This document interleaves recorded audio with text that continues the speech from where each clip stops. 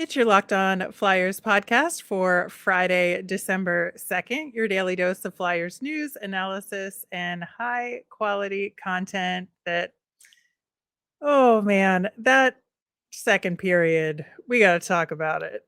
Oh, yeah. There's a lot to talk about. Your Locked On Flyers, your daily podcast on the Philadelphia Flyers. Part of the Locked On Podcast Network. Your team every day.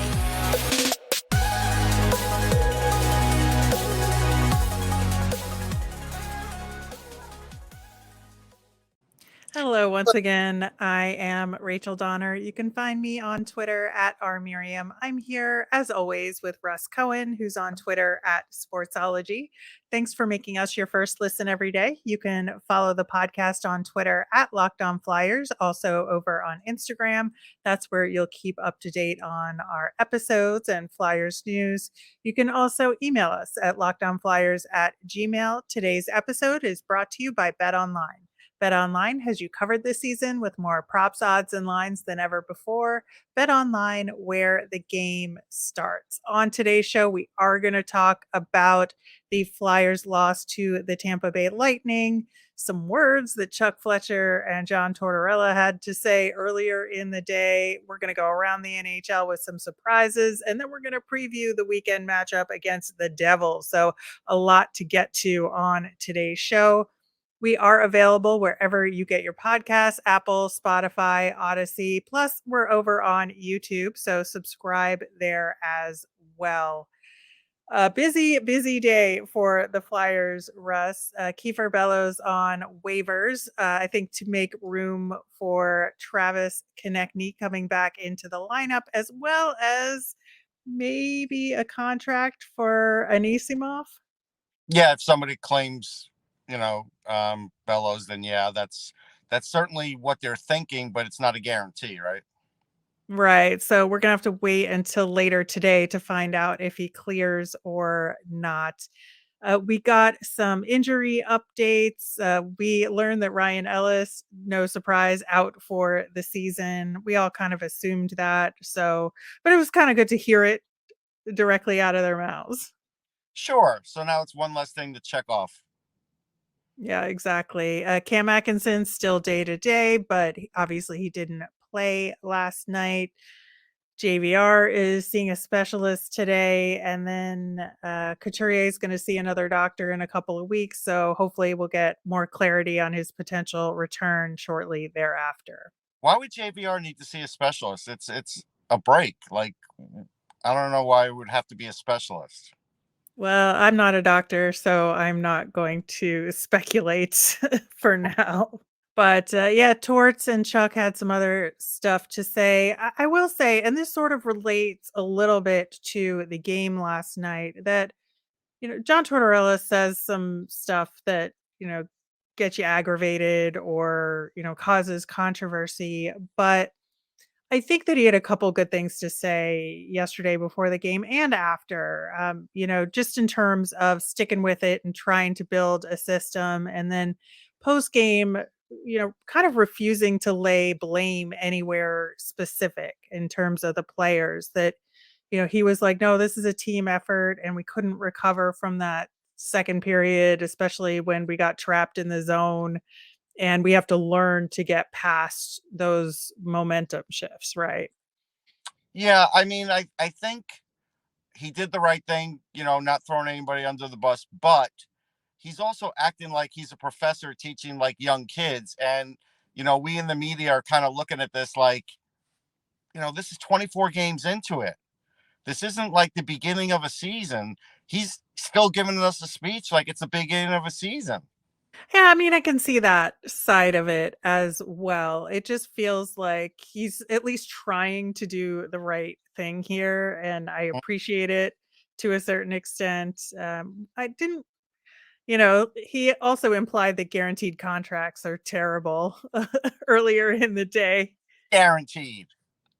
Yeah. Don't you like the irony in that? He's got a guaranteed contract. I know, but I was just like, "Ooh, bringing up NFL contracts, are we? That is not a good look." No, But, no. And let's um Chuck was delusional. He's completely delusional. He comes off saying that he thinks this team could still make the playoffs. There's not one person in that press box that believes that and couldn't believe he said it. And then you watch this game, and this was their worst lackluster performance of the season. So what do we say after that? Yeah, I mean, it was pretty brutal. Again, it was good to see Konechny get back, and he scored that goal. I He, appreciate that. I appreciate the effort he put in the game yep. because Yeah, he I made a thought, difference. yeah, I thought he was there He and also like took really in it. responsibility for the second period goal too. So there was the good and the bad there for him. Right. Right. But, in that second period, not only did they get pinned in the zone for like 3.5, 4 minutes, the Flyers only had, one high danger chance for at 5-on-5 the entire game. And the scoring chances in that second period were 21-1 for the Lightning. Like a night off for Vasilevsky, other than like an Owen Tippett break, which was kind of easy, and it was like a night off for him. Yeah, he did make some really great saves though. And I think especially in the first period when the Flyers were actually That's in the really game. that's true. So I think that he did put in a good performance for what he had to do. I think that, like I said, in that first period, it was closer to even hockey. And, that one goal was not a good look, but at the same time, for the team, not for Carter Hart. But, I think that Can't the goal for Flyers him. could have, Take that. He would. yeah, the Flyers were definitely in it at that point. Yeah, Carter Hart kept him in the game until that bad goal, but it was out of it. They weren't coming back anyhow. When Tampa put on a master class for possession, that's true. When you're on the penalty kill and you're playing the box, how do you leave the middle open so Nick Paul can get to the net, and then Nick Paul gets to the net again? Like, he knew once he got to the net like that easy in the power play, that was an invitation for later in the game, which he took them up on. Yeah, and, the power play wasn't good either. I mean, they No, had 4 shots on goal on 3 power play attempts. That's not gonna cut it against the Lightning. You have no. to get more shots in front of Vasilevsky in order to have a chance for any of them to go in. A lot of them, it took them so much time to either set up or gain possession of the puck. Like, Yeah. it was just bad.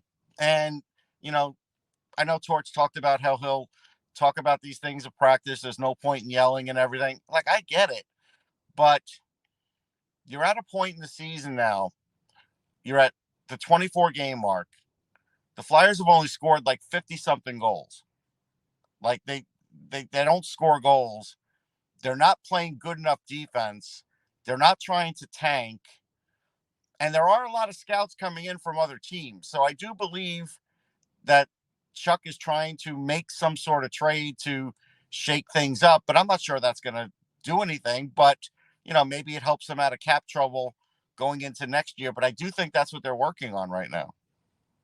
Well, that's the only thing that they can really do right now is help get them out of cap trouble so that maybe they can do another reset in the off season coming up because Right. that's where Chuck Fletcher is stuck, right? And that's where you can see like the cracks between Torts and Chuck Fletcher because Yeah. you can tell they're on different missions right now and Yeah. Torts kind of hinted at that in what he said earlier in the day about it's not his job to deal with the contracts and all of that and he just he only just gives them the best information and it's up to management to make and that I mean that was extremely telling in Yes. terms of the diverging missions that they're on right now and I do not think the communication that is necessary is actually there.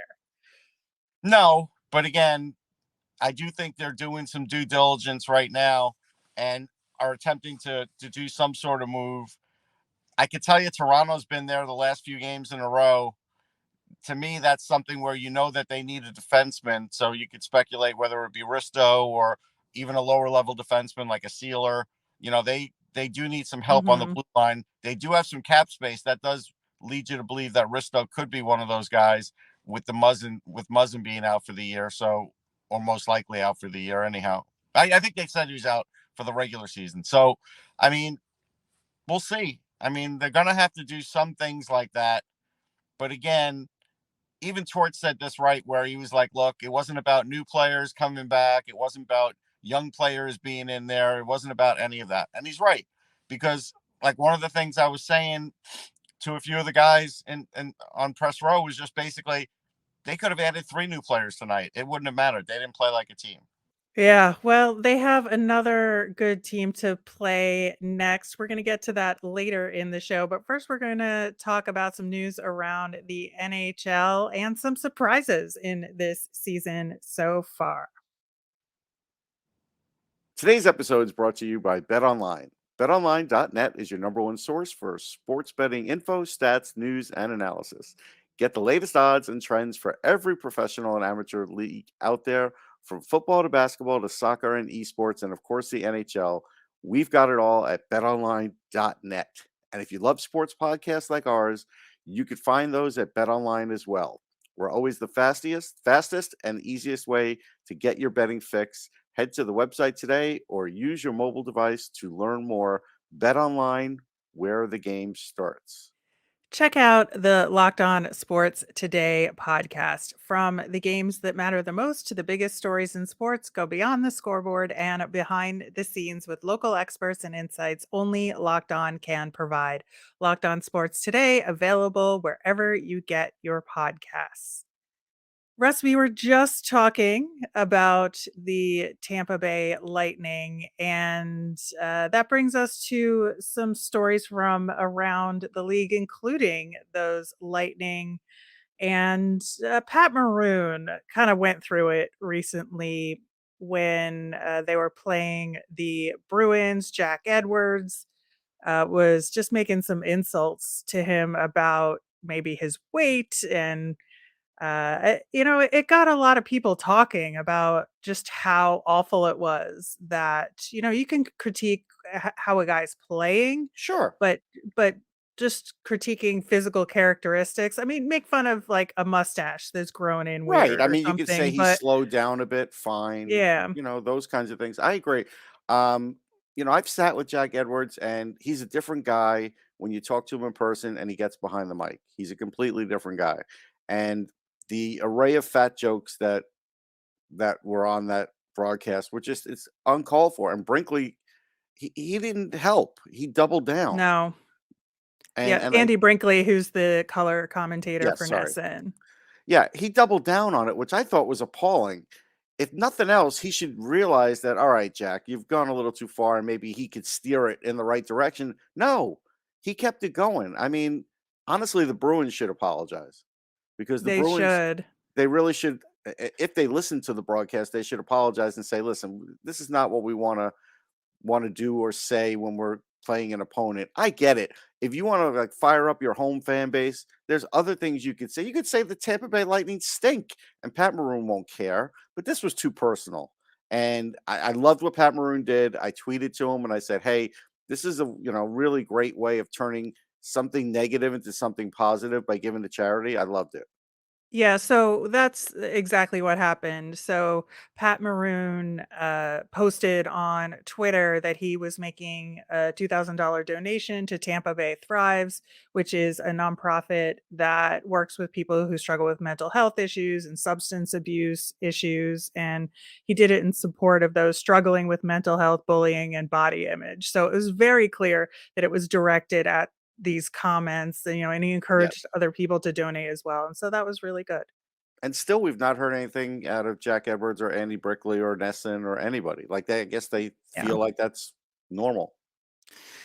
All right. Well, on to some the continuing saga of the stadium situation in Arizona. They had a hearing in Tempe the other night, which led to some updates about a potential stadium deal. Yeah, it's interesting because like in these things, and I remember watching the original ones. Like what was that? Like I don't know, 7, 8 years ago. They streamed Yeah. it when streaming wasn't that big of a deal on the internet, and they were kind of fun to watch because people would show up in like their Coyotes jerseys and get to say their piece. And someone called in this one Shane Doan a god, and it's like I never understand the decorum in these things, but it's always loose. It's always very loose. So, they got through it, and they had a 7-0 vote. So now it's up to the voters. And The interesting thing is, Gary Bettman said, hey, we're guaranteeing a 30-year lease, and the NHL is doing everything they can to keep the team there. There's no question about it, because they want the TV audience. We know that. I'm not even sure it's about attendance at all. Whatever attendance they get will certainly be better than the old place or the college place if they get it. That I'm pretty sure of. But will that cure it? I don't know. They've moved around so many times in the time they've been there that I'm not sure they can ever fill a place regularly. But that's beside the point. With this one, the ownership group is going to cover everything, all arena costs, which sounds great. But then they're not covering the land remediation, which again, if people want, they can go check out when Petco Park was built. They thought they were going to have an open and shut thing with land remediation, and they didn't, because there were underground fuel tanks and those kinds of things there, and that caused a problem. So, right now there's a number put on the cost of $70 million to the taxpayers, which I guess compared to a stadium isn't much. But the problem is, of course, politicians are saying, well, you're probably going to get money back on that. That seems like a high estimate. Whereas I've spoken to people who, deal with environmental impact statements and such, and that's not necessarily a high, number, especially because you don't know the unknown. What's underneath the soil is the key. Yeah, I think the biggest thing here is how all of this is messaged to people, and that's Yeah. gonna determine the outcome. Because if people say, "Oh, the owners are gonna pay for the whole stadium, it'll just be this small cost on the side," then maybe it'll move forward. But if people really dig into those issues, then I think they could maybe run into some hesitation and roadblocks along the way. Yeah, and I think it's the Tempe mayor that had cautioned the builders that if it goes through, to not put people's homes, because this is a whole entertainment center, which I do think includes some homes. Don't put them in the direct flight path. I mean, Yeah. you live in Queens. I remember visiting a friend in Jackson Heights, and literally planes like fly right over you to get to Jackson Heights, and it doesn't seem like they're more than like 100 feet above you. With the just, it's a little scary and unnerving. I don't know if you've ever experienced it, but it really is. I mostly get helicopters circling the Okay. mayor's mansion across the river, but, you know, uh, we'll see how this one goes. I do wanna touch on some surprises this season so far in the NHL. We'll get to one of the biggest ones in the next segment, because it, crosses the Flyers' path, but I think for me, the biggest team surprise this year is the Seattle Kraken. They are on a 6-game win streak as of recording. They played last night, but we don't know the outcome of the game as of recording. They were 8-1-1 in the last 10. Their scoring is absolutely on fire. They haven't scored less than 3 goals since November 13th. They've scored 9 in a game, 8 in a game, and they've been letting some in. I mean, goaltending is a little weak there, but it doesn't matter because they're scoring all the goals. Yeah, in that 9-8 game, which they got the win, with Yeah. Burakovsky getting the winner, saw online, and I can't remember who the person was, posted that the high danger chances, the slot chances, were up 38% in that game. Mhm. And I always Yeah. tell people, they're always like, people who want high scoring games, you don't want it like that, especially if it's your Right. team. You don't. Now, good for them for overcoming it, and good for them for signing Burakovsky. Like, that was really a big deal. This is a very talented player who I really felt like was still finding his way until this year. So that's helped. Am I going to say that the Kraken are a definite contender? Not yet, but they're playing well. Yeah, it's been a lot of fun for them, especially Yes. given how last season went. I'm looking forward to their game against Florida on Saturday. I think that should be a fun one with 2 offensively minded teams Oh again. yeah. Um, we should get a lot of goals in that game. I think sort of secondarily, the Vegas Golden Knights leading the Pacific has been a bit of a surprise. They've cooled off a little bit. They're 5-4-1 in their last 10, but they're still playing pretty strong hockey. And I think that, they're the kind of team that could stick it out and definitely get a playoff spot. Yeah, I picked them for the playoffs. I thought they could win that division, but the thing about the Vegas Golden Knights is it all depended on how the goaltending was going to be, and so far it's been great, and also the depth. They don't have a lot of depth, so if all of a sudden some of their veterans were going to get hurt again, if Eichel goes down, or anybody else goes down. I mean, really, Riley Smith has been one of their best scorers. If any of those guys go down, they don't have a lot of guys to Right. replace it. That's the big thing about it. And Logan Thompson is kind of like an unknown quantity, but between last year and this year, it seems pretty solid. Yeah, and I do think that, a lot of people underestimated them going into this season, so they're kind of in a prove it mode as well, Yes. and I think that, they're a fun team to keep an eye on right now. On the player side of things, the biggest surprise for me has been which defensemen have been tearing it up this year because, you expect a Cale Makar and Adam Fox is having a good season so far, but the Rangers are kind of in a weird spot right now Hmm. overall. But so you sort of expect him there, but he's tied with Josh Morrissey, third overall in defenseman scoring right now. Again, two solid defensemen, but your top 2 point totals for defensemen right now. Number one, Erik Karlsson, which is my favorite story of this hockey season so far. He's got 32 points as of Yeah. recording. And I mean, I feel so bad because the Sharks are so bad right now, but he's like definitely the number one guy on that team. And it's so good to see him recover like that.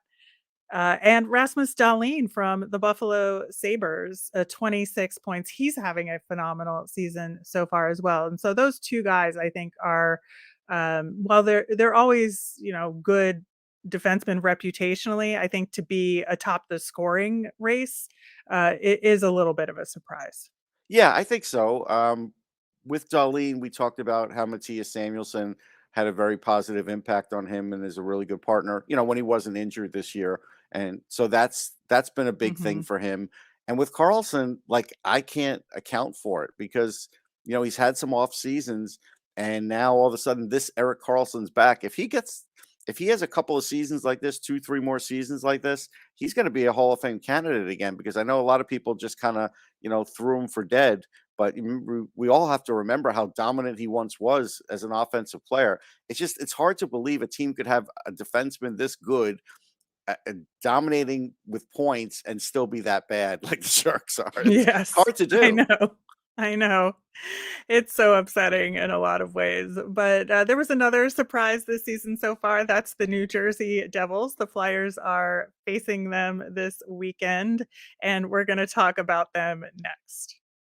Russ, do you remember back to the season opener for the Flyers when the expectations were on the floor, and then all of a Mhm. sudden we won the opener against the New Jersey Devils 5-2. We had that good stretch at the beginning of the season, started with that victory, and then the Devils turned it around, and boy, did they turn it around. They had a 13-game win streak and, it was broken by the Toronto Maple Leafs Mhm. last week, but they recovered from it and won their next 3 games in a row. And there's like a resiliency with the Devils and a confidence with the Devils that I don't think anybody could have predicted. They could have predicted an improvement, but this level, they're the number one team in the league right now, 19-4-0. This is going to be a tough game. Yeah, they're scary to play. Like they get to the puck first, they forecheck really well. Uh you can't hit what you can't see in the case of Jack Hughes and Jesper Bratt with their speed. I don't think we planned this with Vitek Vanacek being the guy either. No, So that's the that's the other. biggest part of their success, I think, Yeah. because goaltending has been the weakness, right? Right. That's We've all held said them it for the back. last couple of years. They could be a playoff team if they got better goaltending. Well, they're finally getting it. And I didn't know Vanacek could do this for long term. I still have a little question. You hear me, a little hesitancy. We'll see in the next 2025 how he does. But man, he's given them all kinds of confidence. He has. Yeah, yeah, amongst goaltenders that have played a significant number of games, he's got a 923 save percentage, 2.12 goals against, third in the NHL right now overall, an 11-2 record. And, you look at Bernier and Blackwood both getting hurt and you think, "Oh god, this is gonna be a tough road for the Devils." But no, Vanacek has just stepped right in and carried this team. He has, and listen, honestly, for a couple of seasons, I used to get texts and all kinds of emails about how Jack Hughes is not a first overall pick. He's not any good. Why did you back him so much? All that kind of stuff. And now look at Jack Hughes, a little bit Yep. stronger. He might even be a little bit faster, but I'm not sure he's actually faster. I just think he knows where to go now. I think it's the brain function is just so high. It isn't both. It really isn't all three of the brothers, but especially in Jack and Quinn, I see the way they're able to break things down before they happen. And that's another reason why it's hard to get a really good shot on Jack if that's your intention. And like the goalie scored a week ago, the impossible angle one, he's Yeah. practiced that. Just the fact that he's practicing that, I have to give the guy credit for. Yeah, he and Jesper Bratt are just having phenomenal seasons. They're Yeah. tied for the team league with 26 points so far. The other guy I want to talk about is Nico Hischier, though, because I Yes, think he's really coming into his own this he season is. as the top line center. He's got 25 points so far, 10 goals, 15 assists, and he is really driving play on that top line for the Devils in a way that he has not in his career thus far. I think he's taking that captaincy and really running with it this year, and I think that's been a huge difference for the Devils. So it's interesting. In the World Juniors, he did this, and I was really high on him. And then the Devils took him, and we saw this first few seasons, and they were good. His the start of his Yeah. career was good, but like you said, not great, but good. And I think now, like you said, he's figured out the league. He's gotten stronger, and he's also a Selke candidate at the moment. Like he's tremendous defensively, and he has just put it all together and really has become a better player than I even thought he would be. And I'm really happy for the guy. And yeah, you're right. That combination is deadly. But they have a good fourth line too. Like Nathan Bastian, Seattle just gave him up. Like he was a former Devil. Seattle had him. They waived him. And the Devils picked him right back up. And he's doing really well too. Another guy with good hands. He's big around the net. So this is a team that has a good grind line. This is a team that can slug it out with you if you choose to. And I say that only because the Flyers choose to with everybody. So, but the biggest thing on this one is going to be the defense.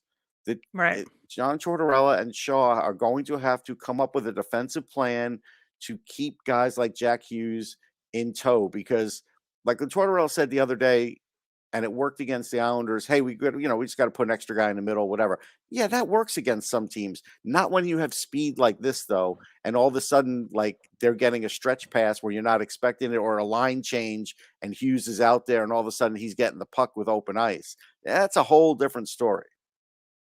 The craziest thing to me is that Andre Palat, who was like their big offseason move, has been on IR like I for know. most of the season, and it's completely not affected them and their It's success. true, Like and that is I wild. it is wild because I remember I wrote that he'll be one of the big free agents when I was covering the Stanley Cup, and people got mad at me. They were like, he's re-signing. And I'm like, I don't think he is. And I was like, wow, the Devils got him. What a good signing. And I still think it's a good signing. It's just that maybe a good second half of the year signing. So you're right. I Yeah. mean, the fact that all these things are happening with the Devils is very impressive. Lindy Ruff, I think, was a little close to losing his job. I do. But also Andrew Brunette, I think, is the big difference here because a lot of the guys are the same, and a lot of them were always had the talent. But Brunette, if you remember, helped put up big numbers in Florida, and I think he's helping the Devils do that too. I think he's been a big part of it. Deserves some credit. All right. Well, we'll see how that one goes. Last night's game was the 80s throwback night, and they had another poster for this one, which is just phenomenal. I think, highlighting all the players of the 80s, fond childhood memories for me. And of course, in the middle is the JJ Daigneault goal to force game 7 in the 87 Stanley Cup. I forgot Craig Mooney was on the ice for that one for the Yeah, Oilers until I saw this picture. But yeah, those were good times for the helmetless. Flyers. There's a helmetless player, right? I mean, Brad is that Marsh. Brown? Yeah. Oh, Brian. Oh, yeah. Brad That's it. Marsh. Brad Marsh. Yeah. Yeah. He. I mean, that stands out. The fact that I had long curly hair in the '80s stands out. It was a good time. Tocchet had hair in the 80s. Socket had hair along with me, and now neither of us have it. All right. That'll do it for today's show. We'll be back again on Monday with the latest Flyers news. We're going to recap this game against the Devils. And of course, we'll have our nemesis of the week. As a reminder, we always want to hear from you. So send in your mailbag questions via Twitter at LockedOnFlyers. You can email us at lockedonflyers@gmail.com, or you can comment over on YouTube. I'm Rachel. I'm on Twitter at rmiriam. That's RMIRIAM. I'm Russ. I'm at Sportsology, SPORTSOLOGY. Thanks for making Locked On Flyers your first listen today. For your next listen, check out the Locked On Sports Today podcast. It's the biggest stories of the day, plus instant reactions, big game recaps, and their take of the day. It's available wherever you get your podcasts. Have a great weekend, everyone.